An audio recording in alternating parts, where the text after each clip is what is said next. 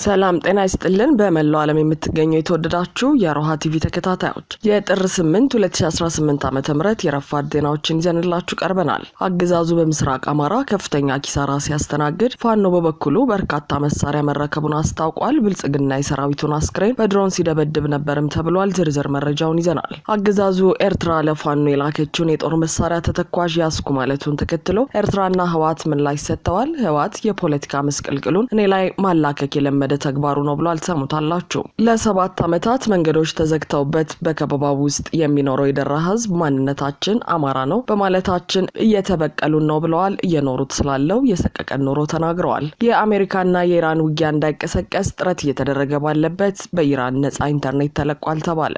ውድ አድማጭ ተመልካቾቻችን አብራችሁን ልትቆዩ ከፈቀዳችሁ እነዚህ መረጃዎች በዝርዝር የምናሰማችሁ ይሆናል። የሮሃ ቲቪ ወቅታዊና ሀቀኛ መረጃዎች እንዲደርሷችሁ ቻናሉን ሰብስክራይብ፣ ላይክ እና ሼር በማድረግ አሁኑኑ ቤተሰብ ይሁኑ።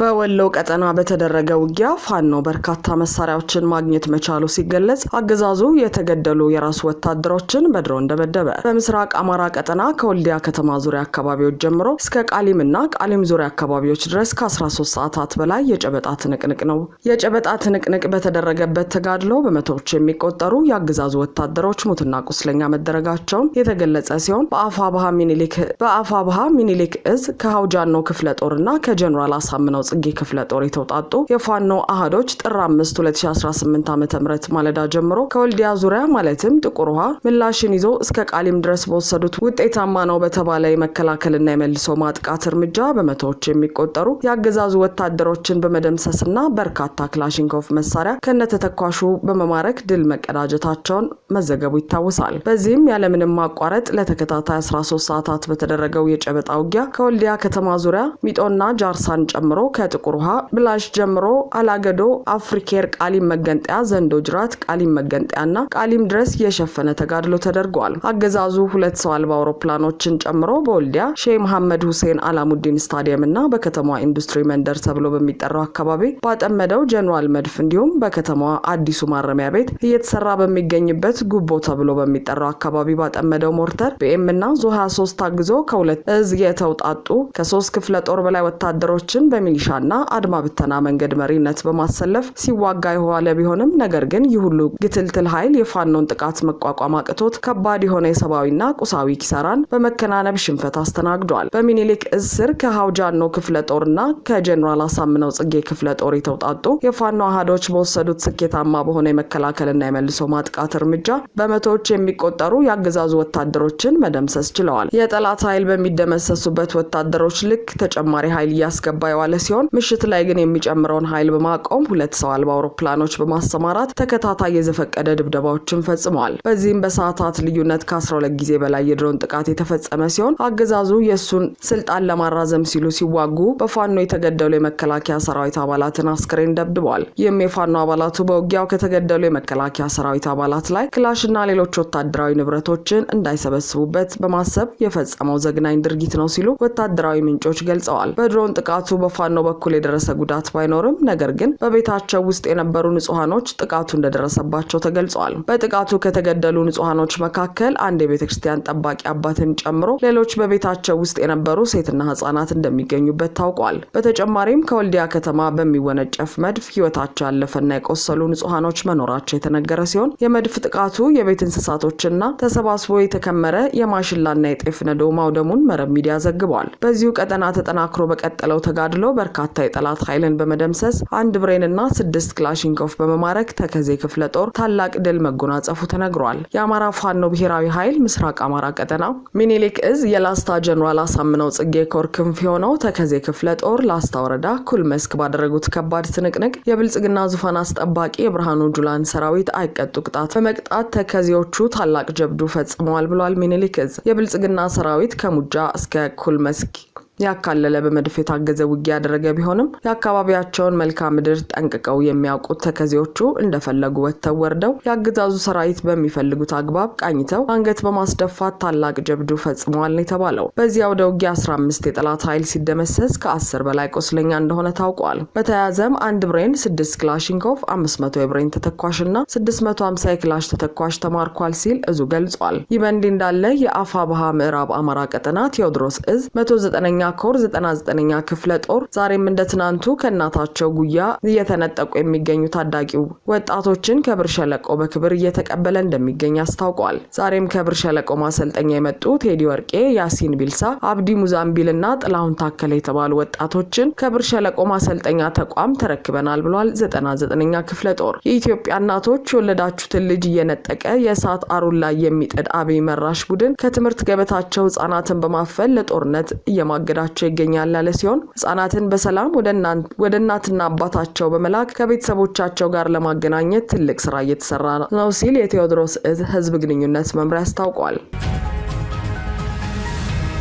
የጦር መሳሪያ ተተኳሽ ለፋኖ አስተላለፉ የተባሉት ኤርትራና ህዋት ለብልጽግናው አገዛዝ ምላሽ ሰጡ። ህዋትና ኤርትራ ለፋኖ የላኩትን የጦር መሳሪያ ያስኩላለው ብልጽግና ምላሽ ጦርነት ለመክፈት የውሸት ባንዲራ ከ4 ኪሎ እየተውለበለበ ነው ሲል ገልጿል። ህዋት በበኩሉ የፖለቲካ ምስቅልቅሉን እኔ ላይ ማላከኩ የለመደው ተግባሩ ነው ብሏል። የብልጽግናው አገዛዝ ልሳኖች ከ56,000 በላይ ከኤርትራ ተቀብሎ ለፋኖ ሊያስተላልፍ የነበረውም ህዋት ነው ሲሉ ዘግበውት ነበር። ለዚህ መግለጫ ምላሽ የሰጠችው ኤርትራ የአብይ አህመዱ ብልጽግና ፓርቲ ኤርትራ ላይ ለመዝመት የሚፈጥረው ሰበብ ነው በማለት በማስታወቂያ ሚኒስትሯ የማነ በኩል ክሱን አጣጥለዋለች። ሚኒስትሩ የብልጽግናው አገዛዝ የውሸት ባንዲራዎችን እያራገበ ጦርነትን ምክንያታዊ ለማድረግ እየጣረ ነው፣ ይኸውን የተጀመረ ሳይሆን ላለፉት 2 ዓመታት ተደጋግሞ የተከሰተ ነው ሲሉ ለሮይተርስ ገልጸዋል። ከኤርትራ ተቀብሎ ለፋኖ ሊያስተላልፍ ነበር ተብሎ የውሸት ፕሮፓጋንዳው አካል የሆነው ህዋት በበኩሉ የብልጽግናው አገዛዝ እንዲህ አይነት ክስ የሚያቀርበው የህዋትን ስም ለማጠልሸት ነው ብሏል። ብልጽግና የራሱን ችግር ህዋት ላይ ማላከክ የለመደ ተግባሩ ነው ያለ ሲሆን የራሳቸው አጀንዳ አልሳካ ሲላቸው የህዝባቸውን ትኩረት ለመቀየር የሚያደርጉት ፕሮፓጋንዳ ነው ብሏል። ይህ ጸባጫሪነት ነው ሲል የገለጸው የድርጅቱ ቃል አቀባይ ብልጽግና ሲጨንቀው አንድ ጊዜ ትግራይ ሰራዊትን፣ አንድ ጊዜ ህዋትን፣ ሌላ ጊዜ ደግሞ ጊዜያዊ አስተዳደሩን እያፈራረቁ ይከሳሉ ሲሉ ለሪፖርተር ገልጸዋል። በሰሜን ሸዋ ዞን የምትገኘው ደራ ወረዳ ከፍቻ አዲስ አበባ የሚወስደው መንገድ ከተዘጋ 7 ዓመት ማስቆጠሩ ተነገረ። አካባቢው በሸኔና በኦሮሚያ ልዩ ኃይል እንዲሁም በብልጽግና ሰራዊት ውጊያ ከተጀመረ አንስቶ መንገዱ እንደተዘጋ የሚያነሱት ነዋሪዎች የሰቆቃ ጊዜ እያሳለፉ እንደሚገኙ አስታውቀዋል። ደራ ወረዳ ከዞን ከተማዋ ፍቼም ሆነ ከሌሎች አጎራባች ከተሞች ጋር ለመገናኘት አዳጋች እንደሆነባቸው የሚገልጹት ነዋሪዎች ለሕክምናና ለተለያዩ አገልግሎት ወደ የትም ከተማ መሄድ አልቻልንም፣ በከበባ ውስጥ ተረስተናል ሲሉ ገልጸዋል። በደራ ወረዳ ጉንደ መስቀል ከተማ የሚገኙ ነዋሪ ለሮሃ በሰጡት መረጃ የመኖር ተስፋ የለንም፣ እንደተከበብን ተረስተናል፣ ከተማዋ ዙሪያ ሸኔ ነው ያለው፣ በፈለጉት ሰዓት ወደ ከተማዋ ገብተው ዘርፈው ገለው አግተው ይወጣሉ። ይህ ሁሉ ሲፈጸም የመከላከያ ኃይሉም የኦሮሚያ ኃይሉም ወደ ከተማዋ መጥተው ለመከላከል አይሞክሩም ሲሉ አንስተዋል። አክለውም ከተማዋ የአማራ የማንነት ጥያቄ በስፋት የሚነሳባት በመሆኗ ህዝቡን እየተበቀሉት ይመስላል ያሉ ሲሆን በከተማዋ ጫፍ ካምፕ ውስጥ ያገዛዙ ሰራዊት እያለ ሸኔ ወደ ከተማዋ ይገባል፣ በየቤቱ ያንኳኳ ብር አምጡ፣ ስልካችሁን አምጡ እያሉ ዘርፈው ይወጣሉ። ይህን ካላገኙ ህዝቡን ይገላሉ። የብልጽግና ኃይሎች ይህ ሁሉ ሲሆን ተከላክለው አያውቁም ይላሉ። በአጎራባች የሰሜን ሸዋ ከተሞች የሚንቀሳቀሱት የፋኖ ኃይሎች ከተማዋን በመክበብ የሸኔ ታጣቂዎች ከከተማዋ እንዲወጡ ያደርጉልናል፣ ፋኖች ባይኖሩ ከተማዋ እስካሁን አትቆይም ነበር ሲሉም ገልጸዋል። የደራ ወረዳ የዞን ከተማ ከሆነችው ፍቼ ከተማና አዲስ አበባ መስመር ለ7 ዓመት የተዘጋባቸው እነኚህ ህዝቦች በመራቤቴ ዞረው እንደሚጓዙ የተናገሩ ሲሆን ፋኖ የሚያስተዳድረው ቀጠና እስክንደርስ በህይወታችን ላይ ፈርደን ነው የምንሄደው ሲሉ ገልጸዋል። ይህን አጋጣሚ እንደምቹ የቆጠሩት የመንግስት ተሽከርካሪዎችና አምቡላንሶች ህዝብን እየበዘበዙ መሆኑ ተገልጿል።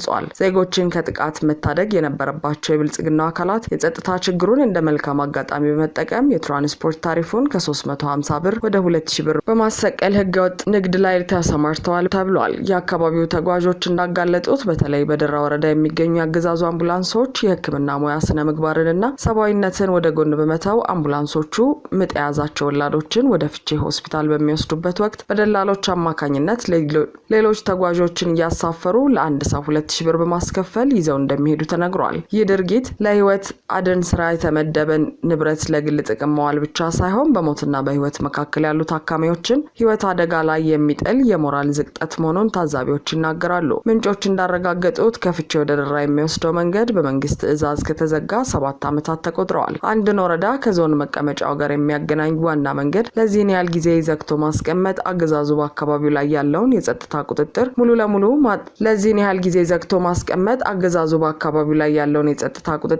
ለሙሉ ማጣቱን የሚያሳይ ነው ተብሏል። መንግስት መንገድ ከፍቶ ሰላማዊ እንቅስቃሴን ማረጋገጥ ሲገባው የራሱን መዋቅሮች ብቻ እንዲንቀሳቀሱ መፍቀዱ ቀውሱን የአገዛዙ አካላት የገቢ ምንጭ ማድረጋቸው ማሳያ ነው ተብሏል። በደራ ወረዳ እየተፈጸመ ያለው ድርጊት ዜጎች በአንድ በኩል በታጣቂዎች በሌላ በኩል ደግሞ በአገዛዙ አካላት የቀውስ ነጋዴዎች እየተዘረፉ እንደሆነ ተገልጿል።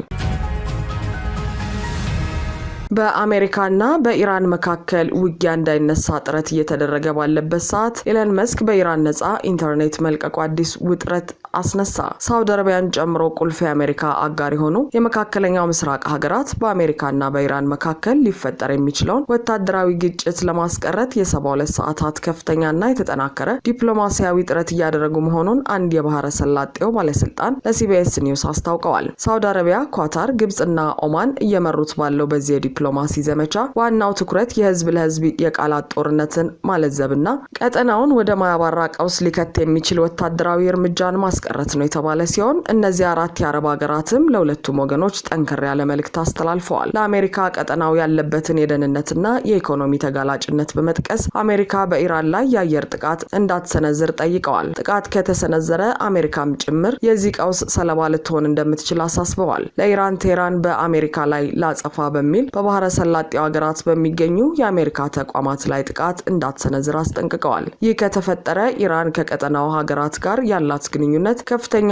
አደጋ ውስጥ እንደሚወድቅ መልእክት ተላልፎላታል። 2 ዲፕሎማሲያዊ ምንጮች እንደገለጹት ኢራን አሜሪካ ጥቃት ከሰነዘረችባት የአሜሪካ ጦር ሰፈር የሚገኝባቸውን ሀገራት በሚሳኤል ኢላማ እንደምታደርግ ለተወሰኑ ሀገራት በግልጽ አሳውቃለች። ይህንን ተከትሎ አሜሪካ በኳታር አልኡደይድ የአየር ኃይል ቤዝ የነበሩ አንዳንድ ሰራተኞቿን ቅድመ ጥንቃቄ አስወጥታለች። በተጨማሪም በኳታርና ሳውዲ አረቢያ የሚገኙ የአሜሪካ ኤምባሲዎች ዜጎቻቸው ወደ ጦር ሰፈሮች አካባቢ እንዳይጠጉ አሳስበዋል። ፕሬዝዳንቱ ዶናልድ ትራምፕ የኢራን ጸጥታ ኃይሎች በሰልፈኞች ላይ የሚወስዱትን እርምጃ ካልገቱ ወታደራዊ እርምጃ እንደሚወስዱ ሲዝቱ ቆይተዋል። ሆኖም ረቡዕ ዕለት ለጋዜጠኞች በሰጡት አስተያየት በኢራን እየተፈጸመ ያለው ግድያ መቆሙን እንደሰሙ በመግለጽ ወታደራዊ እርምጃው አሁን ላይ አይኖርም የሚል ፍንጭ ሰጥተዋል። ሂደቱ ምን እንደሚመስል እናያለን ሲሉም ተደምጠዋል። የአሁኑ የዲፕሎማሲ ጥረት ዋና ዓላማ ወታደራዊ ግጭትን ማስቀረት እንጂ ስለ ኒውክሌር ስምምነት መደራደር እንዳልሆነ ተገልጿል። ይህ በእንዲህ እንዳለ የኢንተርኔት አገልግሎት በተቋረጠባት ኢራን የዓለማችን ቁጥር 1 ሀብታም ኤለን መስክ ንብረት የሆነው የሳተላይት ኢንተርኔት አቅራቢው ስታርሊንክ ከክፍያ ነፃ የሆነ ኢንተርኔት አገልግሎት በአገሪቱ ማቅረቡ ተገልጿል።